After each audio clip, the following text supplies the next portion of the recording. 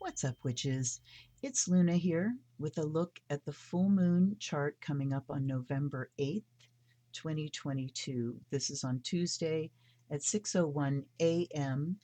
Um, in the Eastern time zone. So adjust for your time zone, please. And interestingly, it's showing Eastern Standard, and we still in this country don't know if we're going back to Standard Time or if they're going to stay on daylight savings. So just check your local area for what time that full moon's going off for you. Now, if you haven't seen my new moon chart, I have recorded these back to back and I'm putting them up together so that you can track from the new to the full and make the best use of um, this Scorpio season where the new moon is like right before Samhain, the full moon is right after Samhain, and it is the time of transformation, whether you are in um, autumn or you are in spring, whether you're north or south of the equator. The Scorpio Taurus polarity is the most potent of the entire year.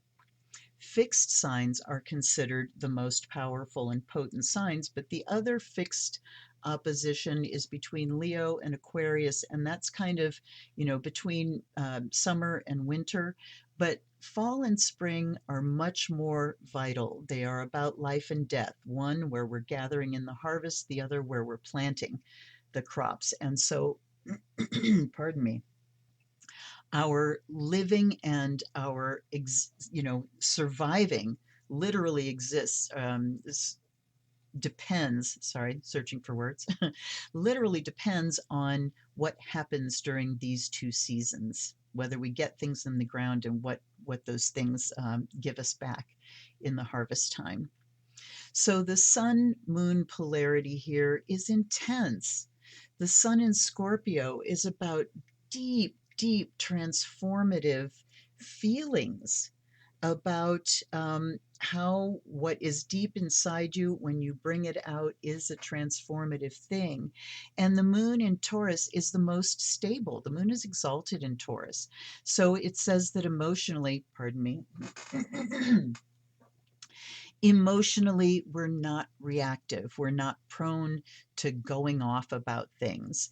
Um, it's just stable and rooted in grounded, in the earth. It's grounded. It's practical, emotionally practical.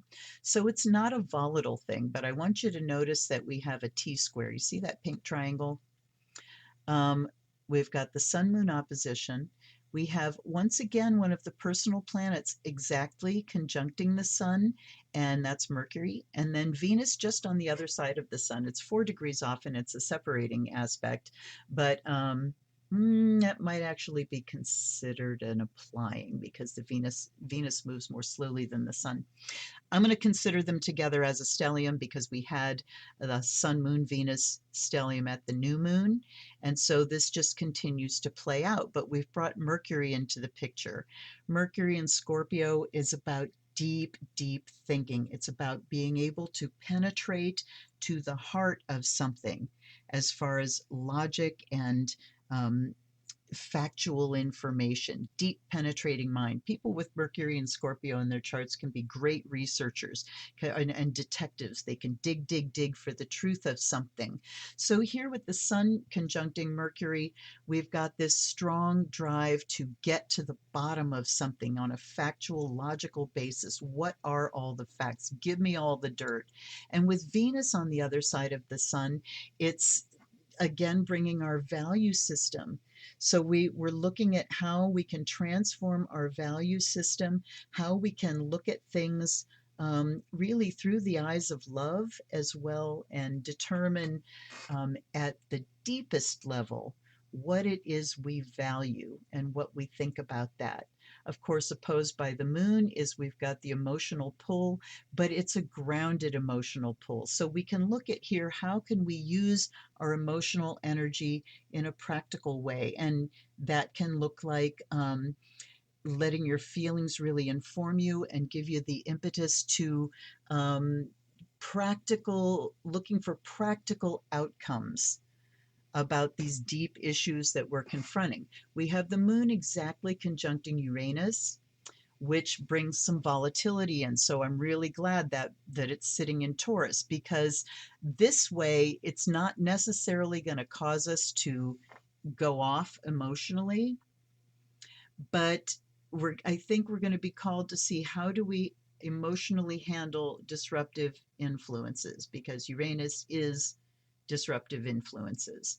Um, we can also look at how we feel about things, how that can drive us to generate new ideas, new practical ways forward, with the North Node sitting there as well.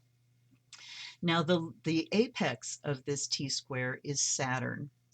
What that does is call us to account, accountability for the things that we've done, accountability for this transformative period. We are in a period of reckoning right now, globally. We are reckoning with our warlike ways. We are reckoning with nuclear power, and we still have that Mars Pluto in conjunct, which really talks about that war and nuclear power and how we need to adjust where we've gone with that, how far we have gone. We have Mars trining Saturn, so we will be able to pour energy into this Saturn, take responsibility, and restructure what we need to restructure. Certainly, Uranus squaring Saturn calls for a restructure, and with the Sun bracketed by Mercury and Venus, it's going to be firmly rooted in what we think about things, what we know at the deepest levels, and what we value, what we love. We've also got Neptune trining, specifically Venus. It's showing it trining Moon and Mercury, but not Venus, which is weird because it's the exact opposite. But a Neptune Venus trine can really call us to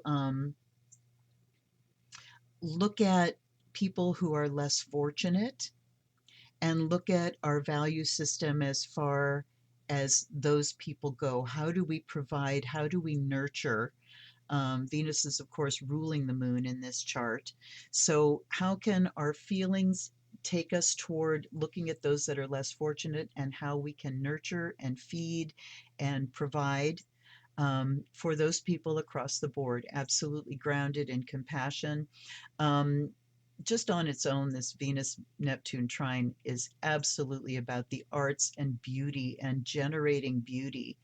How can we bring more beauty onto this earth and into our lives um, through our actions and what we do with the resources that we have? We've got, let's see, I'm not going to look at that. A lot of things like Chiron in Aries, I talked about in the last chart, and North Node in Taurus, so you can look at the new moon chart for that information.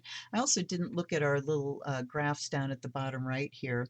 Um, Far outstanding water and fixity. Look at how cardinal, cardinal in the last chart was just as high as fixed, but cardinal way, we just have a sliver of cardinal energy, and it's coming only from Chiron in Aries. So the only thing here that's giving us the urge to initiate something and pioneer and kick something off is Chiron. So what does the nature of our woundedness motivate us to do? But again, that's just a sliver of cardinal, but way out there with fixity and water, strong Scorpio chart signature. It's all about the transformation. It's also all about the deep mysteries of life. So um, consider that, consider magic, how you do your magic. This is magical season. So having a ritual set up where you can really, like, literally use symbolic things so that you can bury what you're done with, and look at it as burial. But how does that even look different from planting a seed? It doesn't. You're putting something in the ground. So find a symbol of what needs to be dead and buried, what maybe is already dead and buried, but you're only coming to acceptance of it now. And then you can symbolically say, I am burying this, and it's also planting a seed of growth that will come out of my letting go, right? We still have a really low score of mutability, so it's not about that kind of ending. Mutable signs are about endings. Fixity is about the future, looking to the future. So almost not as much burying and letting go as planting a new seed for the future and looking at, what we end up with in the spring, or what we, ultimately have to plant when we come out of the dark half of the year for those of us up north of the equator. Is there something else I want to say here? I'm not sure. I don't think so. But, on a personal level, both of these charts really do resonate on personal levels, because we're talking about the inner planets, we're talking about Mercury, Venus, Mars, and Sun, Moon involved. And then we've got the heavies making aspects too. That Saturn sitting atop of this T square can make it difficult to express our emotions. Squaring the moon, it represses.